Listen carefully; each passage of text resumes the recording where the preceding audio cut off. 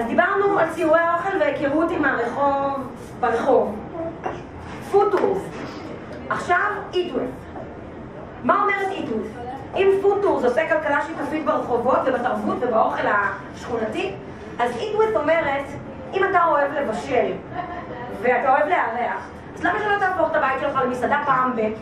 תזמין אנשים, יבואו אליך דרך אתר שנקרא eatwith.com, יירשמו לאכול אצלך בבית, אתה תבשל, תגבה אוכל על הארוחה הזאת, הם ייהנו מתרבות מקומית ולאכול אצלך בבית, בעיקר תיירים נורא אוהבים את זה, ואתה תהנה מהכנסה נוספת ומהכנסת אורחים, כי יש אנשים בניגוד אליי שמאוד אוהבים לארח הרבה אנשים כל הזמן.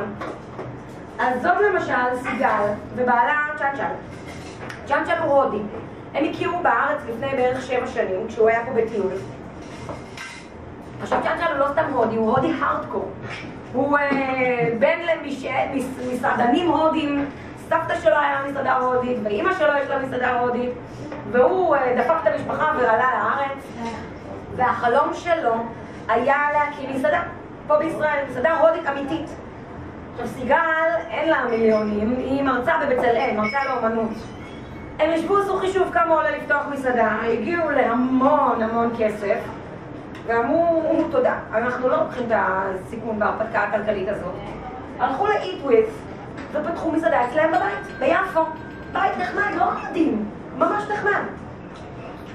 רגע, שנייה, לא יכולה לשים את השקף הזה בלי להסביר מה זה התמונה הגלויה הזאת. איזה? טוב.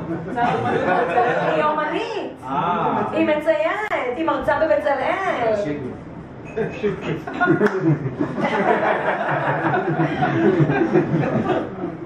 רגע, אז היא גם מוכרת את התמונות תוך כדי שהם אוכלים? לא, אבל הוא מנגן ושר תוך כדי שהם אוכלים.